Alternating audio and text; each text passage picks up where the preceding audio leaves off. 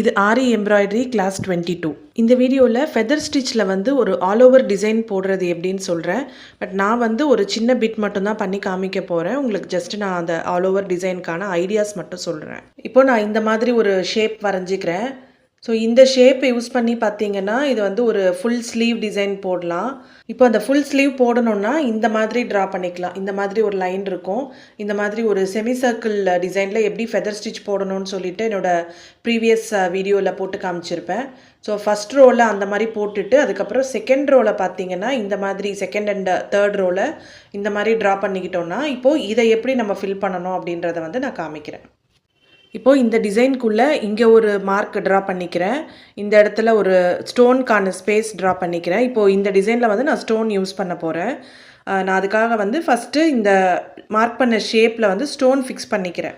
இதில் stone fix பண்ணும்போது பார்த்திங்கன்னா நான் வந்து இதில் அந்த ஸ்டோனை சுற்றி பீடும் ஸ்டிச் பண்ண போகிறேன். ஸோ அதனால் பார்த்திங்கன்னா அந்த ஸ்டோனை வந்து லைட்டாக கொஞ்சம் தூக்கி சென்டர் பண்ணி எல்லா சைடுமே கொஞ்சம் கேப் விட்டுருக்கேன். இந்த சைடு கீழே எல்லாமே கொஞ்சம் கேப் வரா மாதிரி நான் அந்த ஸ்டோனை ஃபிக்ஸ் பண்ணுறேன்.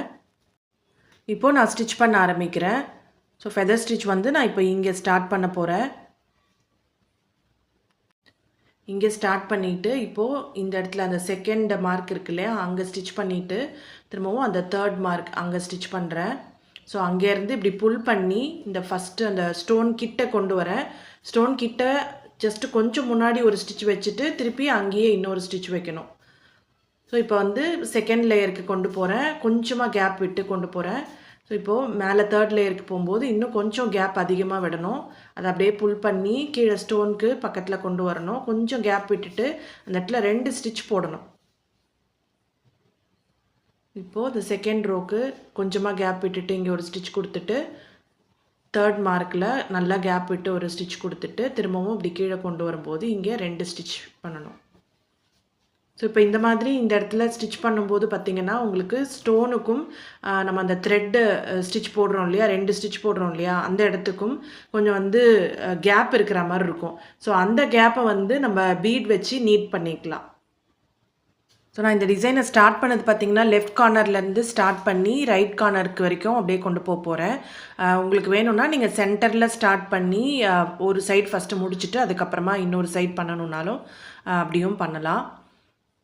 ஸோ இப்போ இந்த மாதிரி ஸ்டிச் பண்ணும்போது பார்த்திங்கன்னா உங்களுக்கு அந்த ஸ்டோனுக்கு பக்கத்தில் எவ்வளோ க்ளோஸராக முடியுமோ அவ்வளோ க்ளோஸராக உங்களுக்கு அந்த கடைசி ஸ்டிச் இருக்கணும். இருந்தாலுமே நமக்கு வந்து கொஞ்சமாக கேப் வரா மாதிரி இருக்கும். அதை வந்து நம்ம பீட் வச்சு மறைச்சிடலாம்.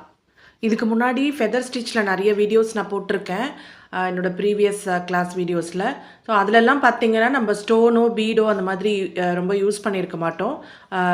என்னோடய லாஸ்ட் வீடியோவில் மட்டும் ஒரு ஹாஃப் பீட் யூஸ் பண்ணி எப்படி ஃபெதர் ஸ்டிச் பண்ணலான்னு போட்டு காமிச்சிருப்பேன்.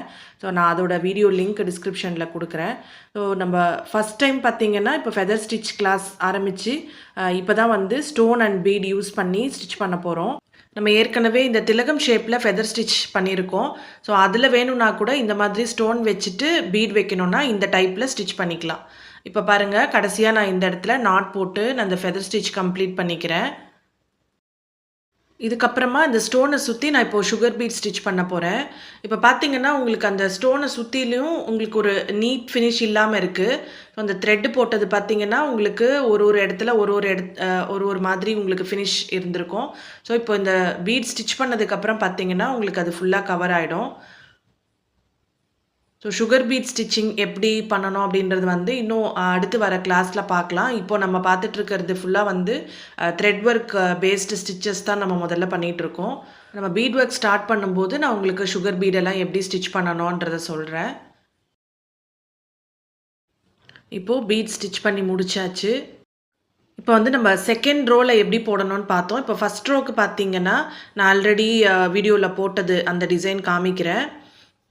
ஸோ இந்த மாதிரி ஃபஸ்ட் ரோவில் கம்ப்ளீட் பண்ணிவிட்டு அதுக்கப்புறம் இந்த வீடியோவில் சொல்லி கொடுத்த மாதிரி செகண்ட் ரோ தேர்ட் ரோலாம் போட்டிங்கன்னா இந்த ஒரு அழகான ஸ்லீவ் டிசைன் போட முடியும். ட்ரை பண்ணி பாருங்கள். தேங்க்ஸ் ஃபார் வாட்சிங்.